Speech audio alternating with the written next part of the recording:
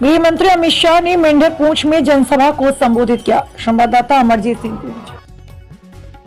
रहीम आज कबीले ने एक साबित करी दी कि असा मेंढर ने भी बिल्कुल एकजुट होकर भाजपा ने कमल ने फुल पर मुर्तजा खान की जिताई तो असैम्बली में भेजना है। ये दुनिया ने जड़ा जन सलाब है इसना पूरी मेंढर ने एक आवाम की ये दर्शाया कि असा बिल्कुल एक पहाड़ी कबीले ने एकजुट हो मुर्तजा खान की 25 तरीक की कमल ने फुल पर बटन दबाई था।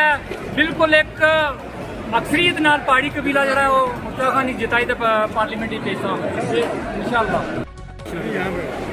पूरा हिंदुस्तान है बड़ी कबीला बड़ी एकता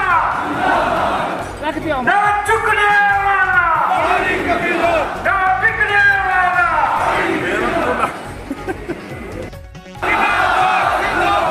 बड़ी कबीला इच्छा से भारतीय जनता पार्टी सारे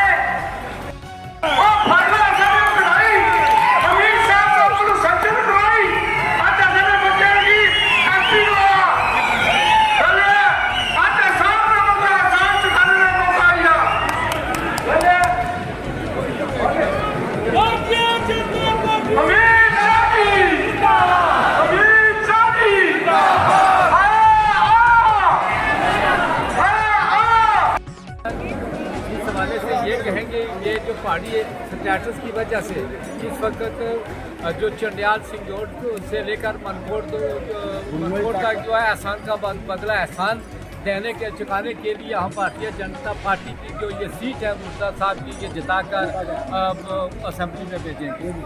अपील देंगे कि जितने भी जिस कोने में जहाँ भी कोई ढोक में है और खेत में है देहात में है और उससे मैं ये गुजारिश करना चाहता हूँ कि आप इस एहसान का मतलब एहसान देने के लिए तमाम काम काज छोड़कर 25 तारीख को फूल का बटन दबा मुर्तजा साहब को कामयाब करके और सदन में भेजें। आप ये देख सकते हैं ये मेरे पीछे जो अभी भी लोग जा रहे हैं ये एक जमे गफीर था।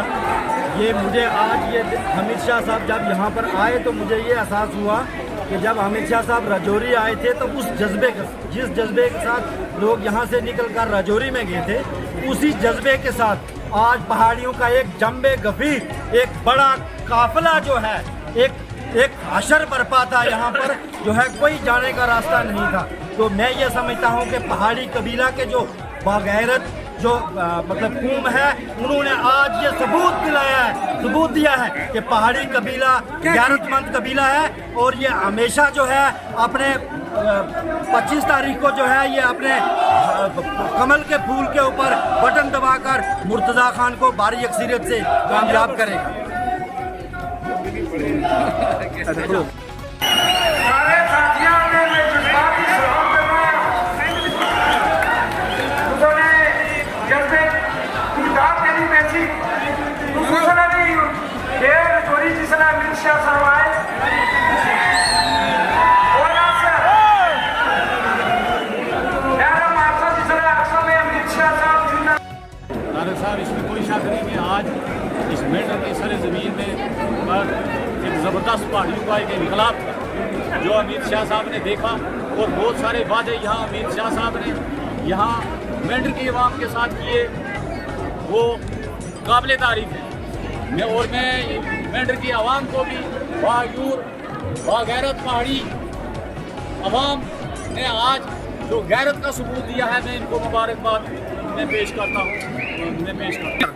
मैं आपके इस चैनल की वसादत से मैं ये पहाड़ी कबीले से ये गुजारिश करूँगा कि जिस जज्बे के साथ आज इस्तकबाल किया गया अमित शाह साहब का और यहाँ वादा भी किया गया कि हम मुर्तजा खान को जिताएंगे उसी तरीके से मैं गुजारिश करूँगा इस खून से वो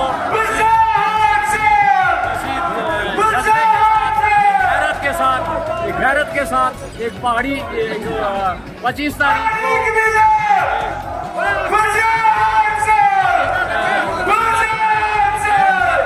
अपना कीमती वोट जो है 25 तारीख को मुर्तजा खान साहब को देकर एक भारी अक्सरियत के साथ मुर्तजा खान को जिताएंगे। आज मैं तमाम मेंढर की आवाम, पहाड़ी इलाका जात की आवाम को मुबारकबाद देती हूँ, क्योंकि हमारा दुख भरा एक दिल था जो अमित शाह ने भरा। जब अमित शाह रजौरी आए तो उन्होंने बोला था कि आप पहाड़ियों मैं आपको एसटी दे के रहूँगा। फिर एसटी वालों को अगर एसटी मिल गई तो हमारे काफ़ी अरसा दराज से ये मांग थी, जो ये हमारी फाइल जो 30 साल से दबी हुई थी, जिन लोगों ने दबी हुई थी और हर रास्ते से हम गुजरते थे तो हमें ताना मिलता था कि पहाड़ के नीचे दब गए हैं। आज मुझे बहुत खुशी हुई, आज मेरा दिल भरा इतना कि आज हमारे बच्चों का मुस्तकबिल का आगाज़ हुआ और रास्ता खुल गया। और एक बार गैरत पहाड़ियों, ये मेरी बात सुनो, बेगैरत मत बनो और गैरत बनो, क्योंकि सुनो कि रिजर्वेशन थी तो आपको कौन सीट देता? ये रिजर्व था एसटी का कोटा, जो हमारे अमित शाह और नरेंद्र मोदी ने इसको एक जिंदी रूह बख्शी। बिल्कुल। और मुझे आज अपने भाई अमित शाह को देखकर एक जिंदगी की रूह ताज़ा हो गई, क्योंकि हमारे बच्चों का मुस्तकबिल मरा हुआ था और हमारे बच्चे पहाड़ के नीचे दबे हुए थे। और ये लोग वो लोग थे जो अपनी कुर्सी, वो लोग थे जो अपनी कुर्सी की सियासत से वोट, हमारा खून हमारा ही वोट, और हम पे वार चलाई और हम पे तलवारें चलाई और हम पे छुरी चलाई और हमारे बच्चों का हक खाया। मेरे मेंढर वालों, मैं रो रो के कह रही हूँ आज आपको, मेंढर वालों लोगों, जियो और बागैरत जियो। कहते हैं जीते हो तो जी। और सब पहाड़ी कबीला जितना हमारा है, आज जैसे 2-3 ये हिस्सों में क्यों बांटे हो? बच्चों का मुस्तकबिल क्यों बर्बाद कर रहे हो और बच्चों के गलों पर क्यों छुरी चला रहे हो? मैं Saida madam ex retirement teacher हूँ। मैंने सोचा था कि मेंढर में एमएलए की सीट जीतूंगी, मेंढर में मैं इलेक्शन लड़ूंगी, लेकिन खुदा ताला ने मुझे 5 टाइम नमाज पढ़ने का मौका दिया। मैंने कहा कि पहले मदीने पाक का सैर करूं और रोज़ा पाक देखूं, उसके बाद मेंढर और मशरक़ लेकर मगरिब तक मैं अपनी मेंढर को बना के छोड़ूंगी। मेंढर के लोगों, ये ना सोचो कि पहाड़ी मर गया है। पहाड़ी को आज अमित शाह ने और मोदी जी ने जान डाली और रूह बख्शी। आज हमारा अमित शाह भाई मेंढर में आया है और हमारी जान को, रूह को ताज़ा किया उसने। मैं बहुत खुश हूँ, इतनी खुश हूँ कि आज हमारे बच्चों का मुस्तकबिल और मेंढर की आवाम जो पहाड़ी इलाका है 25 तारीख को अपने कबल पर वोट लगाकर और भाई मुर्तज़ा खान को अच्छा पैगाम देकर तो यहाँ से अलविदा करना। उसके बाद दूसरा नंबर यह है, हुकूमत कोई भी बन जाए, मत पहाड़ियों का हक छीनना। हम सोए हुए हमारे मुर्दे भी अब जागेंगे। बिल्कुल, हमारे मुर्दे जागेंगे। अब हमें जागने का वक्त आ गया है। अल्हम्दुलिल्लाह, शुक्र अल्हम्दुलिल्लाह। मैं चंद नारे लगाऊंगा, आपसे मेरी गुजारिश है कि भरपूर जवाब दें। भारतीय जनता पार्टी, भारतीय जनता पार्टी, जनाब अमित शाह साहब, जनाब अमित शाह साहब, जनाब अमित शाह साहब, जनाब मुर्तज़ा खान साहब, जनाब मुर्तज़ा खान साहब, जनाब प्रदीप शर्मा साहब, जनाब टीकू खान साहब, जनाब टीकू खान साहब, पहाड़ी कबीला न झुकने वाला, न डरने वाला, न डरने वाला, पहाड़ी कबीला, पहाड़ी कबीला एक ताल में खड़ा होगा अमित शाह जी का, और जो पहाड़ियों की लड़ाई लड़ी है उनका आपका काम जिंदगी भर नहीं बता सकते हैं, जिंदगी भर नहीं बोल सकते हैं। और वो काम जो है पहाड़ी कबीले का, वो आसाम जो है, आसाम का मतलब आसाम देने का मौका जो है, आज मुझे भी जोश आ गया और मैंने चंद बातें आपसे कर ली। और नीचे पीछे जो कुर्सी है, जिसके पास 2 कुर्सियां, 1 कुर्सी, कुर्सी को खोलो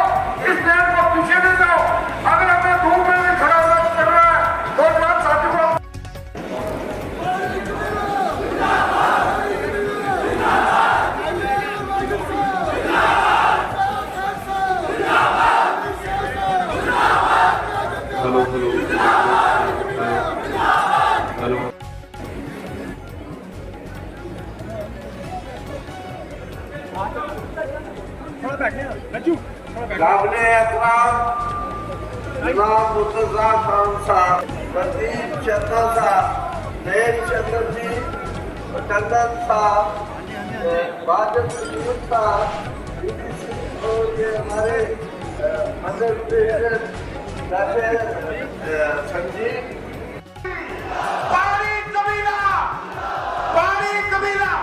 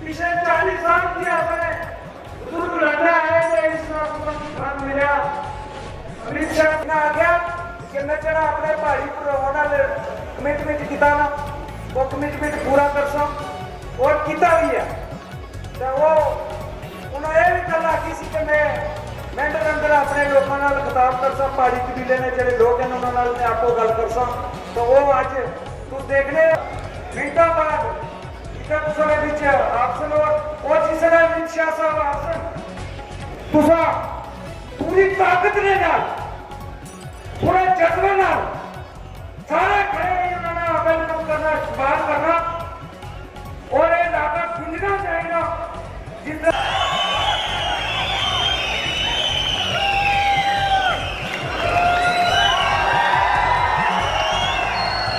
इसके बाद मैं जनाब मुर्तजा खान साहब और अल्टीमेट वाजिद बशीर खान सीकू साहब से गुजारिश करूंगा कि वो उन्हें पगड़ी पहनाकर उनका स्वागत करेंगे, उन्हें सम्मानित करेंगे।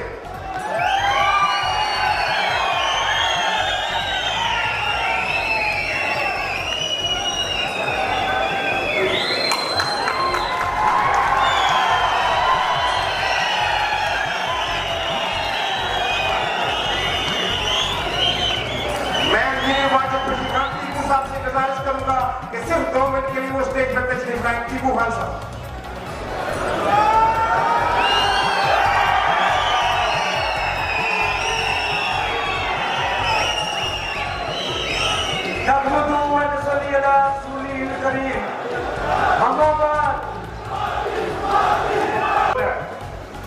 यहाँ के लोग दूर उफ्तादा इलाके की तमाम महबूबियों के अंदर जी रहे हैं।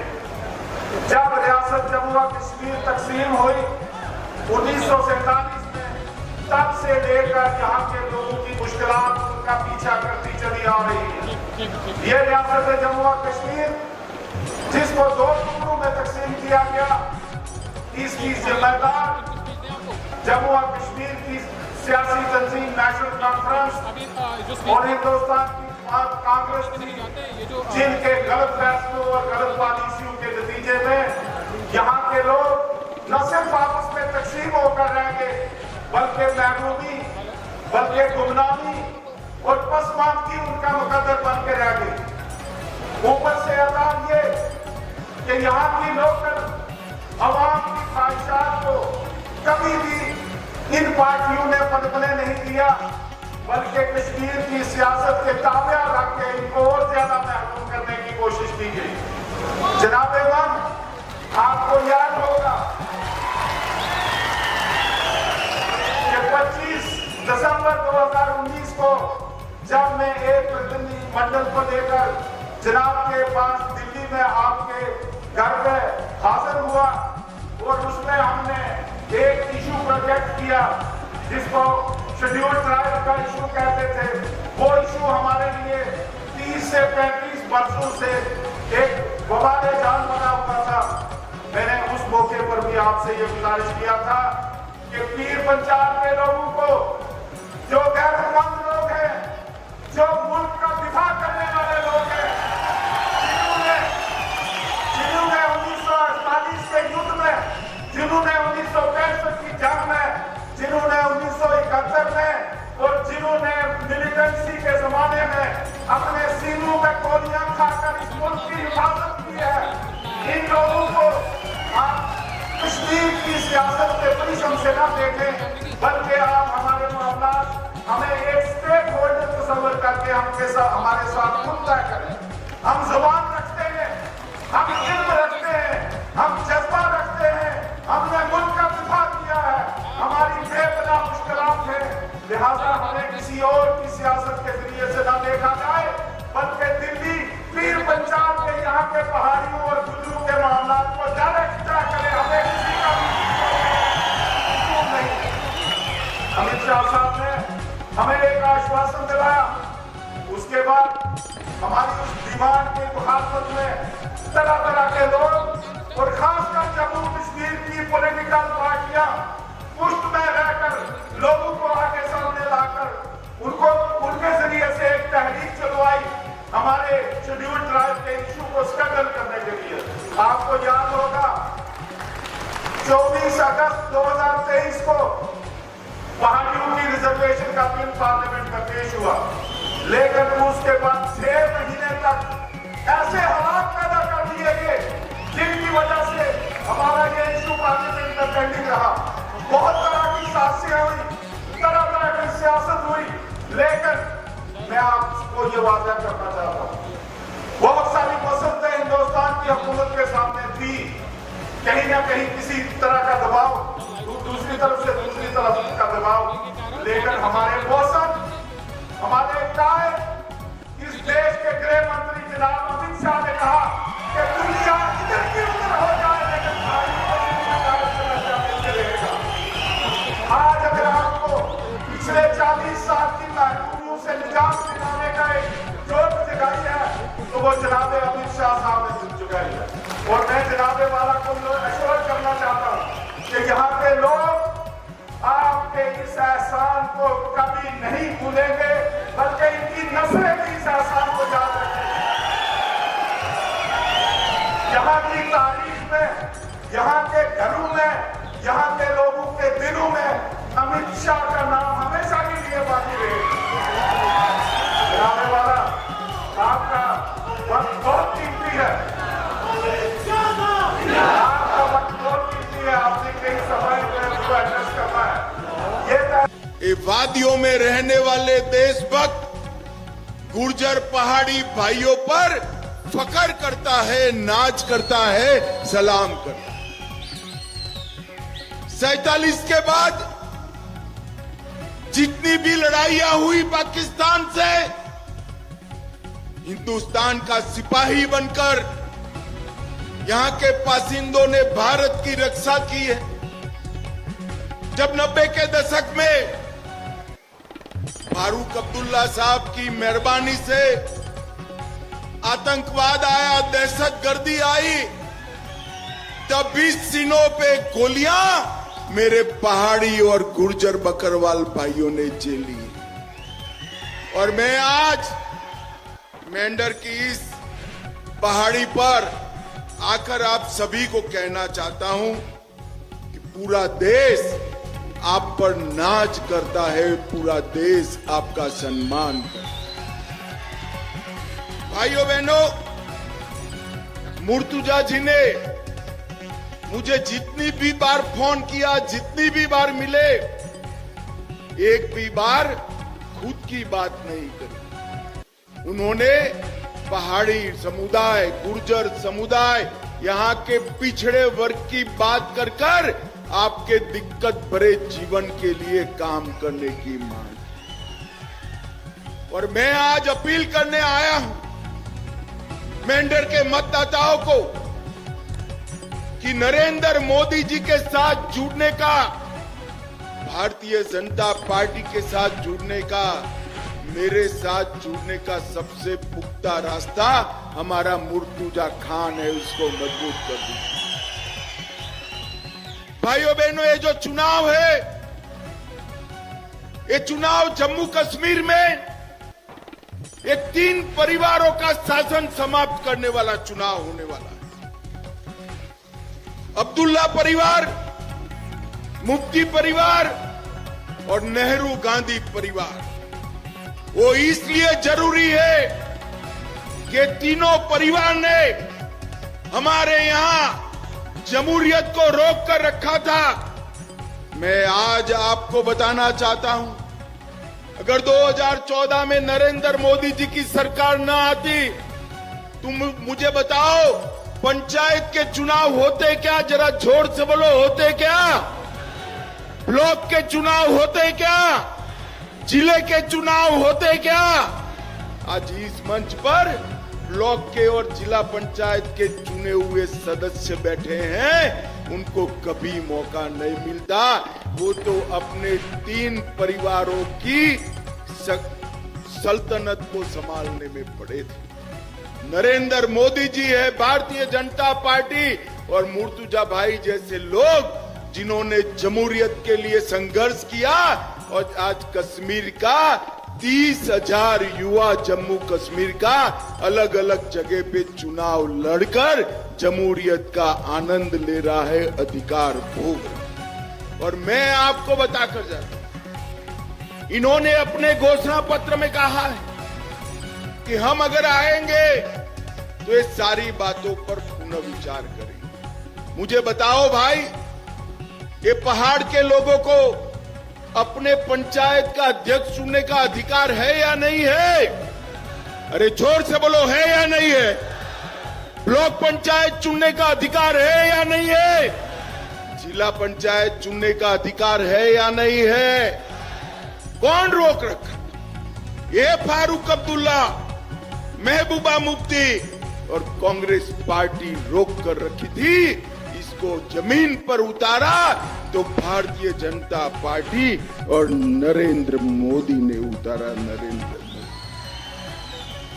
ये पूरे जम्मू कश्मीर में 90 के दशक से अब तक 2014 तक दहशतगर्दी फैलाई, 40,000 युवा मारे गए, हाथ में पत्थर लेकर अपने भविष्य को समाप्त किए। ये तीनों परिवारों ने दहशतगर्दी को रोका नहीं रोका, इन्होंने आगे बढ़ाने। आज नरेंद्र मोदी जी की भाजपा सरकार ने दहशतगर्दी पर समाप्ति करने का काम किया है और युवाओं के हाथ में पत्थर की जगह लैपटॉप देने का काम भारतीय जनता पार्टी। मैं आज कहकर जाता हूं, उमर अब्दुल्ला यहां आकर डराते हैं कि जम्मू में दहशतगर्दी आ जाएगी। अब्दुल्ला साहब, आपकी कितनी भी सरपरस्ती हो, मैं आज पहाड़ की वादियों में कहकर जाता हूं, केंद्र में हमारी सरकार है, मैं गृह मंत्री हूं, जनाब मोदी जी प्रधानमंत्री है। हमारी एक खूबसूरत वादियों में दहशतगर्दी को हम नहीं घुसने देंगे, नहीं घुसने।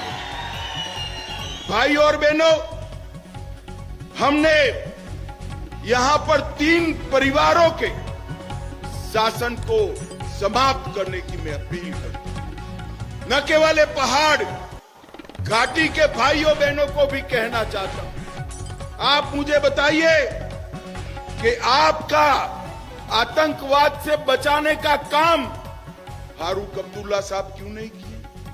यहां जब आतंकवाद फैला, फारूक अब्दुल्ला साहब लंदन में गर्मियों की छुट्टियां मनाते थे, हमारे बीच में नहीं रहे।